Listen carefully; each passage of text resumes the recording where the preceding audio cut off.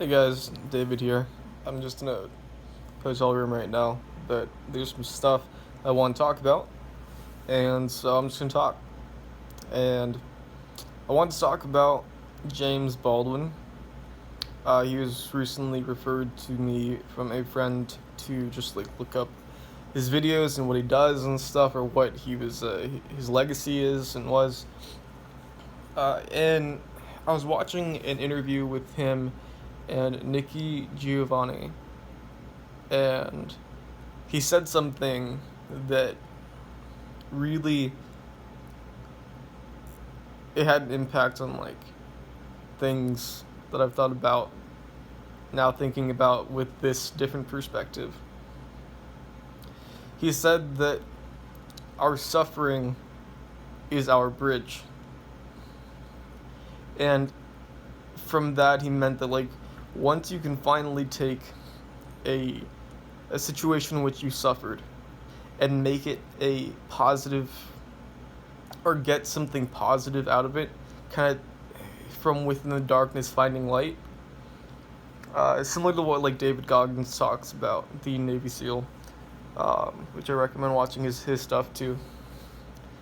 So if you shed some light on this dark suffering that you experienced, you can make it more of a positive experience and actually get something out of it, instead of it just being like a a, a pull on your life. It's now just a memory and a push towards better things. So thinking about that, it's very true. If you let your sufferings remain suffering, not something that you can learn from, it's just gonna hold you back. And that's whenever the whole phrase "you are your own worst enemy" comes, kind of fizzles out or fizzles up from that, bubbles up from that sort of um, rut that people can get in. And ultimately, it's about like owning yourself, just owning completely who you are and what's happened to you, and not letting a past situation or past person in which the suffering occurred to be able to control you. It's like the phrase of like what was it? Renting space in your head. I think it's something along those lines of whenever someone makes you mad and you keep thinking about them, that they're just taking up space in your mind. Well, all these sufferings, these things that happen in your life that you feel changed you in a negative way, if you allow these things to become part of your identity rather than just steps in your life that you can learn from, that's whenever bad things start to happen. And that's whenever you start to put yourself in a box. Whenever that is part of your identity, going outside of that box is scary. One of the four fundamental fears I like to talk about is fear of the unknown. And that one is really big on unknown territories. So going outside of this box, especially of your identity, that's terrifying. I mean, it's one thing to go to like I don't know, a new city or a new country. It's another to step outside of who you know you are, and more in depth know what you're comfortable with yourself doing. See, we get to these consistencies that we like to know about ourselves. Oh, I do this. I am that.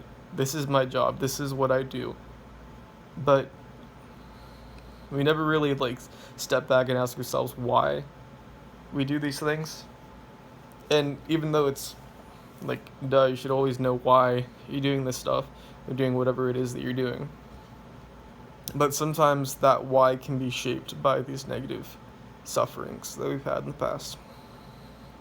And it takes a lot of energy to look back at a situation in which it hurts just to think about it, and to grapple it or wrestle with it, or like, because you are wrestling with it, you're trying to pin it down, to control it, not let it control you, which is the second fundamental fear of losing control. The second you start to lose control of your identity, who you are, that's you're in trouble. But yeah, James Baldwin, really, really wise man, and I would recommend watching his content.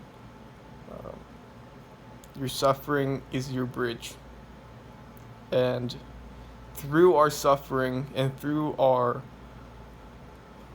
I almost want to say domination of it, but it's not so aggressive like that. It's like a peaceful acceptance, but you controlling it.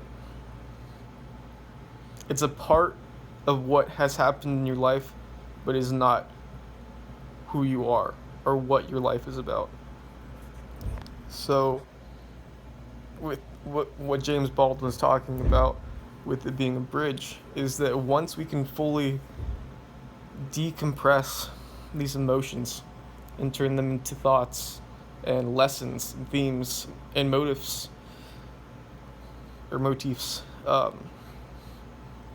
we can communicate these sufferings to people and spread our message not as a sob story or anything, but as a way of helping others learn from your experience. I mean, that's like all of history and like education and stuff is learning from other people's mistakes, failures, and then subsequent successes after trying. And it's the same thing with emotions. It's the same thing. I mean, it's not. I feel like I should change what I just said. It's not exactly the same. However, you can apply some of the same things to fixing it.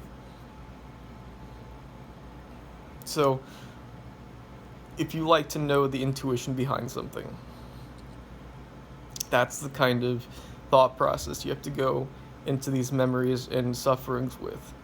And once you can understand the intuition of the pain and the fear, you can look at it as if it's as if like you're looking at it through a glass window, and it's there, you know it's there, but it doesn't affect you in the same way anymore. So this bridge, this suffering, it can connect us, connect ideas, themes, and emotions that can build more positivity, more progress in other people's lives. And I think that's the best thing we can do when we have suffering, is to not use people as like a group therapy type thing. Don't tell like a sob story. I think you should only really talk about these things once you've. I think you should only talk about these things in like a teaching manner once you've fully conquered it. I think conquered is a better word than dominance. I was using dominance earlier. I like conquer better for fear and sufferings. But yeah, I mean it's generally a very powerful way of communicating with people how to avoid pain and suffering, what it looks like, what it can be, and just kind of spread your stories. Stories are really great for communicating ideas, and if you can create a story for yourself that empowers you rather than weakens you, you're going to be a lot better off. Anyways, those are just my thoughts. Again, none of this is these talks and stuff that I do on here are not like scientific or anything. It's just my thoughts and just want to share it with you guys. But yeah, thank you for watching. Peace.